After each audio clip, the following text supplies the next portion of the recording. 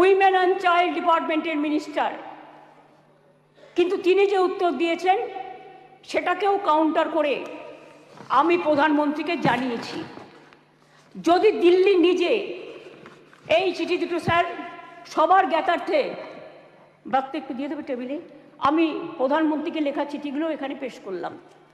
ন্যায় সংহিতা বিল যখন প্রথম তাড়াহুড়ো করে পাশ করা হয় নির্বাচনের আগে, আমি বারবার স্বরাষ্ট্রমন্ত্রীকে বলেছিলাম এটা তাড়াহুড়ো করে করবেন না, এটা আমাদের রাজ্যগুলোর সাথে আলোচনা করুন, শুধু একটা চিঠি দিলে দায়িত্ব শেষ হয়ে যায় না। আমি অনেকবার অপোজ করেছি যে এটা কিন্তু রাজ্যকে কনসাল্ট করা হয়নি, মনে রাখবেন। তাছাড়াও আমি বলেছিলাম নতুন গভর্নমেন্ট আসুক, তাদের সাথে আলোচনা করুন, লোকসভায় আলোচনা হোক, রাজ্যসভা